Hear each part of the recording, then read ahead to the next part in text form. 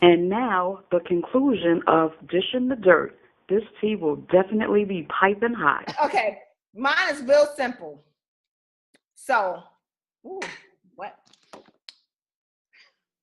think early 90s, like 90, I think second album's out. I was dating one of Rob's dancers. And that's juicy. Mm-hmm. Yeah, I was dating one of his dancers. And me and him, actually the dancer, he actually had a bad accident where he was paralyzed. But he thought he was going to be getting back in shape and all that. You know, he was going to be able to walk again. And he told me. Are you laughing? Why are you laughing? No, wait. I'm laughing at something I'm about to say because you decided not to stick it out. No. I was trying to stick it out with him. I was going to the hospital paying for his TV. You didn't want to roll with him no more. No, you know what? I mean, if he was paralyzed, I mean. No, I wanted to though. No, she said roll. You didn't get that roll with him in the thing. Oh, I can't. When you paralyzed, does your thing work? No. Oh no. Some people's do. It depends.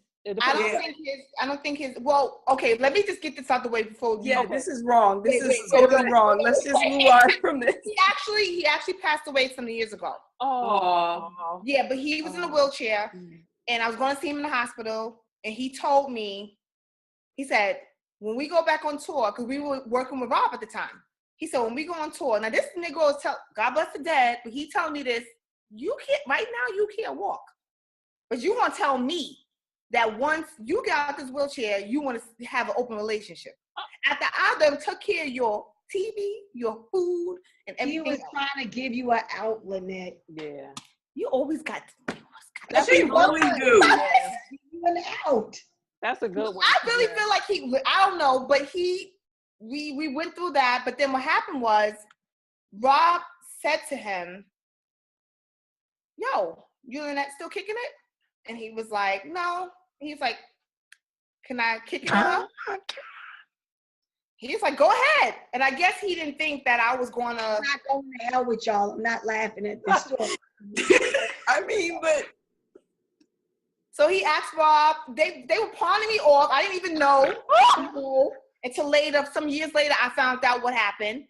So Rob came and talked to me, and I was, and I wasn't really smidgen over him at that time. Like, I wasn't looking at him, oh, it's Rob Bass or whatever, but one day we was all together and he was like, oh, and that come rob me in my car. And I went and rode with him in the car by myself. And then we were together. But you gave him the drawers in the car? Not in the car. Not in the car. Tell the truth. What do you mean got together? We got, like he said, together. It was that. That's all it was back then. There was no relationships or stuff like that. We were seeing each other a lot, and you was getting together a lot. A lot. And then he left me. Little nigga left me. He left me. Listen, it took a minute before we got to deciding that we were going to try this again, no Tana, before we were going to decide to even go in this route again because, we were just friends. We had always been friends. Even when we broke up, we were still friends. But I lost contact with him other than, see him on Facebook and stuff. I wasn't keeping in contact with him because I knew he was married and stuff like that. And I was still mad at him because I felt like he broke up with me. You know what I mean? He just stopped calling me. She said he did. He did. He stopped calling me. Like I drove out to Jersey. He was hiding by his house looking to see if he was gonna come outside because he wasn't answering my phone calls. Was you hiding in the bushes, Lynette? Yes, I was. You How you lying? block me like that? Please say you lying. Huh? What you said? Please say you lying. Please say you lying. No, she's serious. No, I'm serious. She's so serious. I went looking for him because he just completely just stopped. You know what I mean? You a Gemini? Mm-hmm. You crazy. I'm not crazy. You didn't know that? When's your birthday? May 25th. Oh, Corey Gemini too. Yeah. I'm dealing with a whole bunch of crazy hoes. What the hell? I'm not crazy. Wait, Who said they're not crazy? You're Gemini too, right? I'm Aquarius. She's an Aquarius. She's bipolar. He's crazy. Wait a minute. Wait. You wait, Aquarius too, Shania? wait. Crazy. No. And I know Kiki's a Virgo, right? No. Crazy, crazy, I'm crazy. I'm crazy. Yeah, Yes. she embraces Yuri her is crazy. Crazy. Yeah. You should crazy. Yes, you are. Well, I was, but my sister's the other face, so I'm a twin. I'm supposed to be a Gemini. So it's really 4 y'all. It's Now, four. Ophiuchus, Wow. was it Ophiuchus? This new thing that came out, the new sign Ophiuchus. I ain't listening to that. Nah. I'm a Gemini. That's it. I They was like, put what me the as a Taurus. I am not a Taurus. I'm a I'll Gemini. never be. I'm gonna be a Gemini forever. Oh, That's right. Forever, ever, ever, forever, ever. That's right. That's right. So that's my story, and I'm sticking to it. That's a nice story. That was interesting. It was. It's not nice. It ain't nothing nice about that. She's hiding in the bushes. Jeanette said it's interesting, huh? No, I mean, but it really was. Yeah, You said that was gonna be boring and not compared. Oh. No, I wasn't thinking about Rob. Rob, Bass, whoever he was, I wasn't thinking about him for years, at all. I would have never thought that we would be back together again, ever. But God has His ways, right? He definitely does. Definitely Mhm. does. Yeah. So That's been the theme across each of you all so far. As none of you were together years ago and then came back again, and now you're still, it's kind of crazy. I feel like relationship, right? Connections. yeah. When me and Kane got back together, I needed him because he went through everything I went through with my ex in reverse. When he and his wife split, she left him to raise his boys.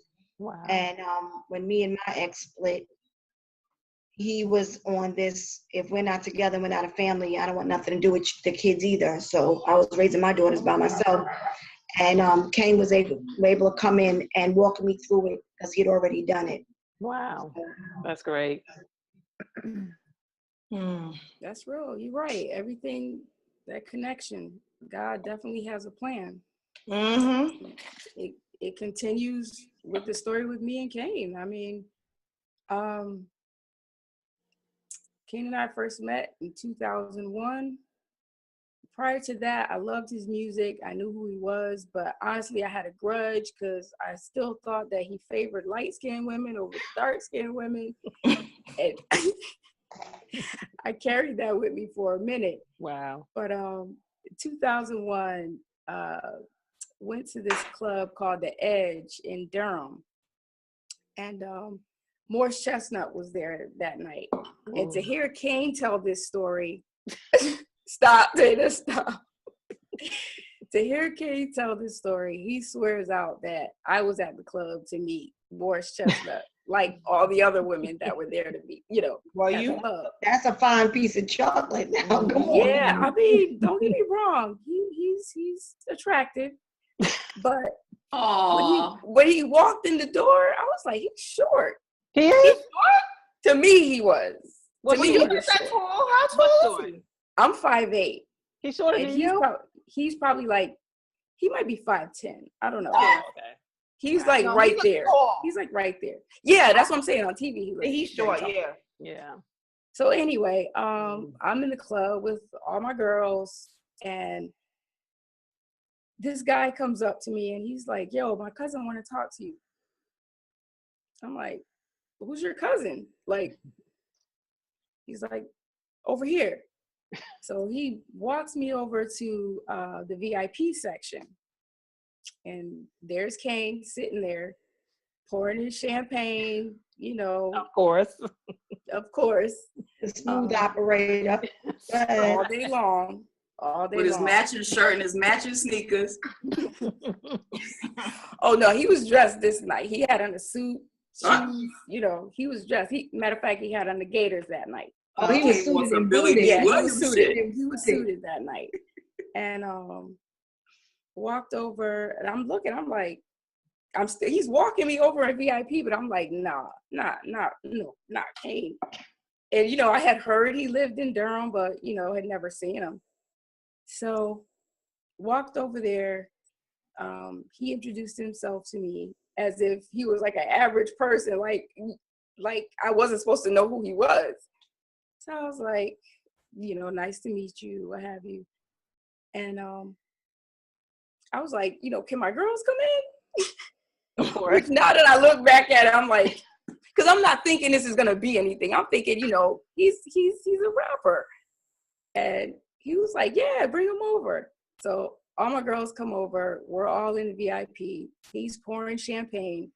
I'd never had champagne before. He poured some Chambord and in I forget what you call it, but I was like, oh yeah. Yes. And it was like he knew me. He was like, I could tell you like something sweet. And he poured it in there, fixed it for me. I was like, that's all she wrote. Yeah. That's when he got the draws. Look, when he get the That's when he got the draws. No. He probably could have, but no. He's like, yeah, he was something sweet. He was a gentleman the whole time.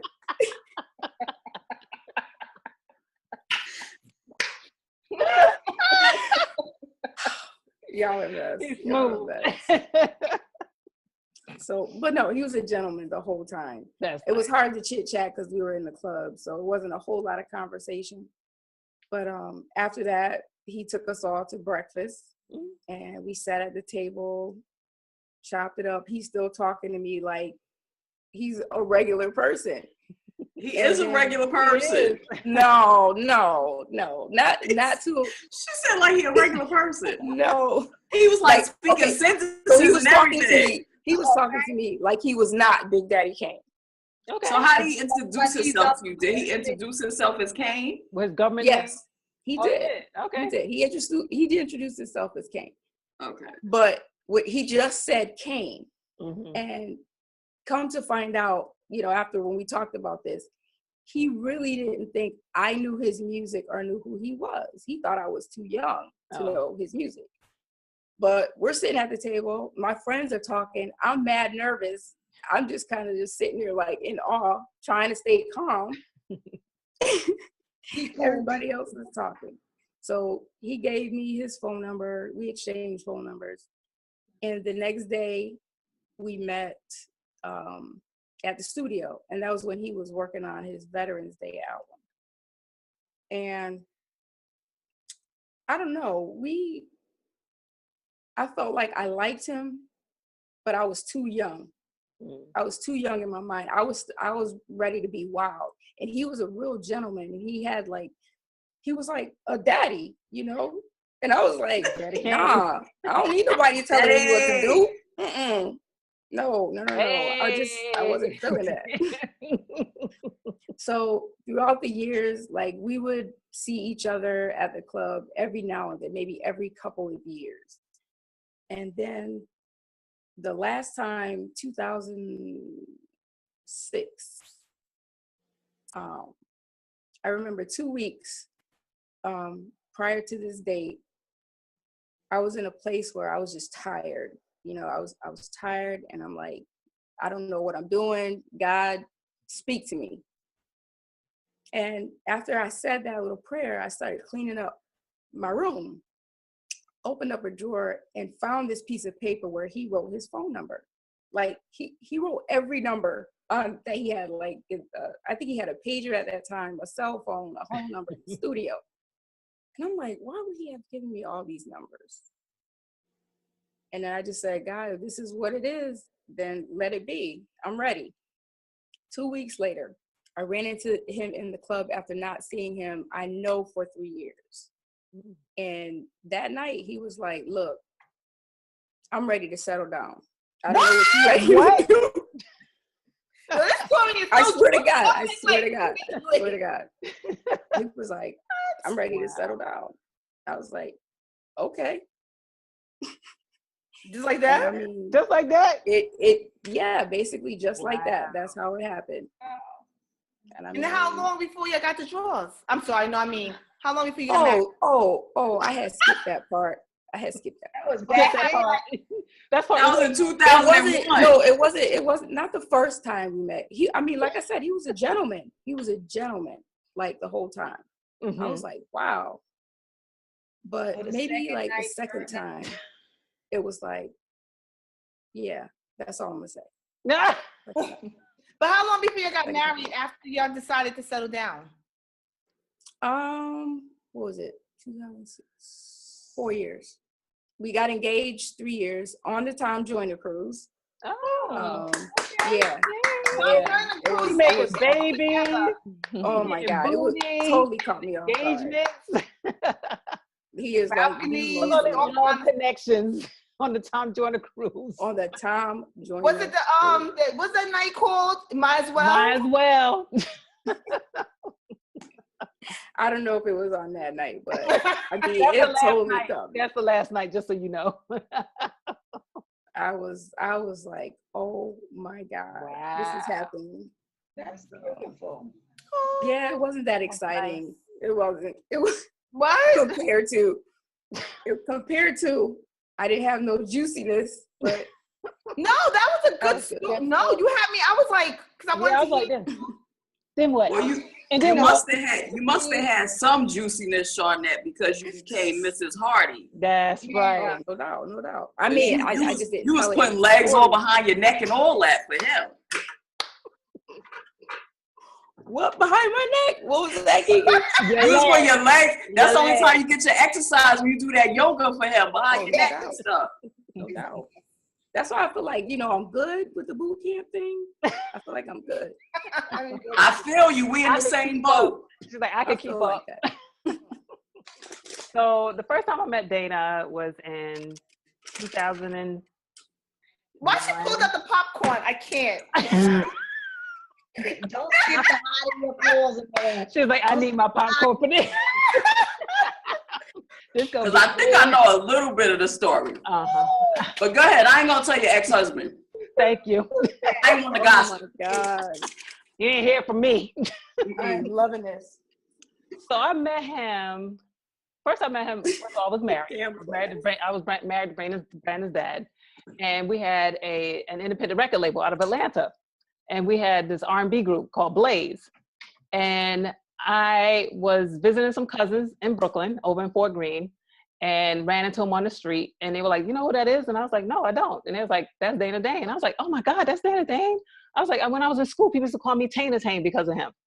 So I talked to him, and I was like, "Hey, my name is Tana. I have a record label out of Atlanta. We got this R&B group we're trying to put out, and I would love to have you, maybe come and do a verse on the record, because at that time, that's when the rap and the R&B was starting to come together. So this was like in 98, 99. And he was like, "Okay, sure, no problem." And I was like, "All right, well, let's keep in touch, whatever." Didn't keep in touch with him. And then 9/11 happened. And the rumor was back then that he had died in 9/11 because he's worked for a company down there at the World Trade Center. And so I reached out to my cousin. I was like, "Oh my God, is it true? I'm hearing all this stuff out in Atlanta that Dana Dane died." And she's like, "Girl, no, I just saw him in the hood. He's fine." And I was like, "Give him my number. Tell him to call me." And she's like, "For what? Ain't you married?" And I was like, "Give him my number and tell him to call me." She's like, "I don't want you talking to him. He's no good. He got a filthy mouth. He's ratchet, blah, blah, blah." All right, cool. Fast forward 2002. I go to New York for the summer. At this point, me and my husband are separated. So he got strung out on drugs, and I sent him to England to his family for his uncle to take care of him, because I was like, I can't take care of him and take care of Brandon, because Brandon at the time was like 3 years old. Lies, all lies. Here's my glass. I need more wine. You know what? More wrong. So, So you sent your husband away because he was. he needed to clean up his act. And I had. Oh, okay. Yeah. That's a story, and we sticking to That's it. a story. That's a story. Yeah. So his uncle was like, send him to England. I'm gonna clean him up, blah, blah, blah. And you take care of your son. Okay, cool. So he goes over to England, and the summer comes, and I'm like, what am I gonna do with Brandon for the summer? I'm like, you know what? I'm gonna take him to his family in New York. We're gonna drive to New York. Thank you. So we drove to New York. And it's July of 2002. And hanging out with my cousins in Brooklyn, over in Fort Greene, downtown Brooklyn. And we had this spot called KB's, little dive bar downtown Brooklyn where everybody used to hang out. I see Dana coming out with 2 women on his arms. And so we walk past him, and he's like, "Hey, what's up?" And I'm like, "Hey, that's Dana." It's like, "Hi, how you doing?" And they hugged each other, whatever. Me and my cousin going to the bar. Next thing I know, he's in the bar behind us. And I'm like, what happened to your friends? I thought you were leaving. He's like, oh, I was just walking into their car. And I was like, oh, okay. He's like, what's up with you? And I was like, oh, I'm here for the summer, just kind of hanging out, whatever. So we chilled, had some drinks, danced or whatever, kicked it, exchanged telephone numbers. I think I was in New York for probably 2 weeks. And during that time, I had to go see my brother in Philadelphia. My brother was in jail in Philly. So I took the train in Philly to go see him. And I told Dana I said, well, I got to go to Philly, go see my brother, while I'm here on the East Coast. Here in New York, I want to go see him because he's in jail. So I go to Philly. And when I come back, he's like, well, why don't you come over to my place? And I was like, I want to come to your place. And he's like, well, it's good. I live with my father. You come over to my place, I'll cook you dinner, give you a massage. You've had a long train ride to Philly. And I'm like, that sounds good. Okay. He lives with his father. Sounds safe. I get to his place, he doesn't live with his father. He lives by himself. Well, that sounds safe, but giving you a massage and all that, don't that sound safe to you? Yeah, his dad was there. So he cooks me this horrible dinner. That look on Kiki's face is like, really? Horrible dinner. He cooks me this horrible dinner, but he gave me a wonderful massage and massaged me out of my clothes. Oh. Straight out. Oh, so that's where let's say it, ladies. So that's when he got the draws. That's what he got. He got the draws. He got him. Dana with fame got the draws. My cousin's like, I can't believe you did that. Blah blah blah. And I was like, look, I haven't had sex with my husband in 6 months. I was due. Okay, had an itch. It needed scratching. It got scratched. I'm like, oh, so you a cheater, Taylor? Yeah, I cheated. She said she was hiding the calls. Yeah, I did. You knew what you were doing when you sent him away. No. I was trying to save him from himself. I couldn't. She wanted an open relationship. I wanted an open relationship. Not really, I knew the marriage was over. And then, Dana and I, we continued to keep in touch even after I went back to Atlanta. And at the end of that year, I knew my marriage was over. And I was like, you know what? I'm going to sell a house. I'm going to move back to New York, take my son, and just start over. And Dana was like, well, don't move back here to be with me because, I'm a bachelor. I'm a lifetime bachelor. I'm like, no, it's not about you. It's about me needing my family support because all my family was there. And I said, if you're around, that's great. If you're not, that's cool. So I moved back. Me and Brandon moved to New York in February of 2003. And he was pretty much there ever since. So all that, I'm a bachelor for life, didn't last very long. So we ended up, dating on the DL because I didn't want Brandon to know I was dating anybody because I didn't know where this was going to go. And I kept him a secret from my family, from everybody. He was pissed off about that for many, many years.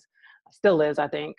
And I actually broke up with him after we were together for about a year because my husband came back to the States and he came back and said he wanted his family back.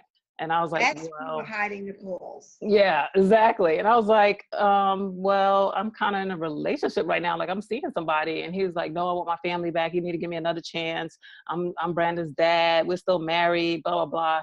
And so I did. I felt like I owed it to Brandon to try and keep the family together.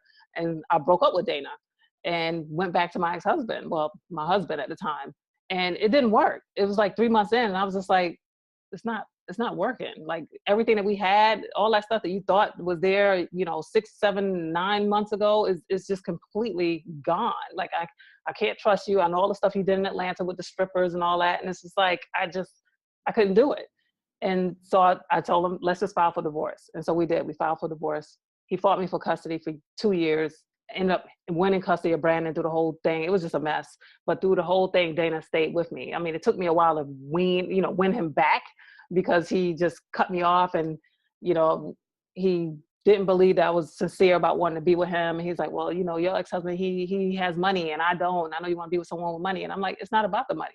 It's about who I feel like has my best interest at heart and who I feel has my heart. And I'm like, even though I was with him, I was never really with him because I didn't want to be there. I did it for the wrong reasons. And the wrong reasons was to try and do it, for Brandon's sake. And he and I got back together and we ended up being together. And then we bought a house upstate New York. And then we got married in 2012. And And here it is. Now we're together. And my ex I was at the wedding. It was beautiful. Thank you. I heard all about it. I saw the pictures. Kane told me all about it. He said your reception was the shit. It was. We had a great reception. Yeah. Thanks to all of you all legends that were there. Well, oh no, Big Daddy Kane wasn't there, but everybody else was there. We didn't invite Rob. Rob wasn't there. But yeah, so, you know, he still talks about that to this day. I tell people we've been together since 2003, and he's like, yeah, mine is 2 years when you left me. And I'm like, it wasn't 2 years. It was about 6 months. And then I came back and I had to beg and I had to, you know, take him, I had to wine him and dine him and buy him flowers and all kinds of stuff. Oh, yeah. He gave me a hard way to go. Wrote him love letters, sent him cards. He wouldn't take my calls. Yeah, he gave me a hard way to go to prove that I really want to be with him. When Virgos love, we love hard. Hard, yes, he does love hard. He tells me all the time he loves me more than I love him. I'm like, no, we just love differently. So you basically did a raw base on him. I did. Lynette is not letting it go. She's not letting it go. I tell him all the time too, you left me. He's like, no, I didn't. Yes, you did. Yeah, he tells me that all the time. All the time. And don't let it be about money. So what's the moral to this story? Is there a moral? God is good. The story is do what you feel like doing when you want to do it. Follow your heart. Follow your heart. That's the moral. Follow your heart. I think for the most of us, it was the into bushes. Don't go into nobody's bushes. Listen, from nobody's houses. I was trying to figure out what was going on. Stalker.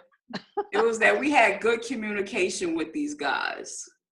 And I think that that's really the bottom line. A lot of people don't understand that they're more than just a figure on a stage. Like they're real people, Shawnette.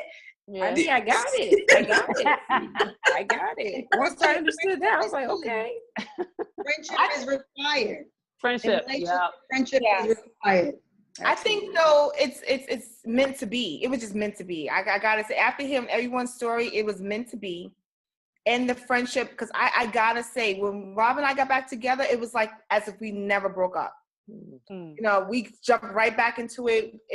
We had to get to know each other because it was like over 20 years. But it was like it was just seamless. Man. And I say this, and I'm not saying to be cliche, but he is my best friend.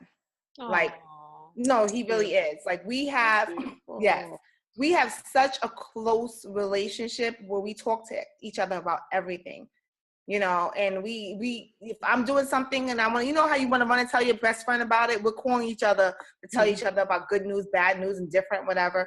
He's my best friend. And I think that's what makes our relationship so solid, is that was first and foremost. Yeah, same here. Yep, definitely. Here. He don't never stay at shows overnight. He always come back to the good. He sure does. He was running. Gotta catch my plane. The good. Yep. We laugh at him. Watch out for the big girls. Watch out for the big girls. Hey, big girl, can you back it up? Can you back it up? Put that leg behind your neck, too. All right. Oh, my God. I love y'all. I got to tell y'all, I love y'all. This is like a therapy session. Yes. Who knew? Who knew? We want to thank you for watching another episode of The Women Behind the Legend. Woo, thank you. Thank you for hitting us up on Facebook, for hitting us up. You can't be telling the viewers through them.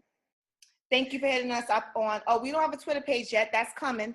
But thank you so much for liking our video on YouTube and becoming a subscriber. If you haven't done so already, please, we're asking you to please follow us on any of those outlets. We thank you. We hope that you enjoyed this episode of The Women Behind the Legends, and we'll see you next week. Have a great day. Peace. Delete yourself. Delete yourself. No. Just coming soon.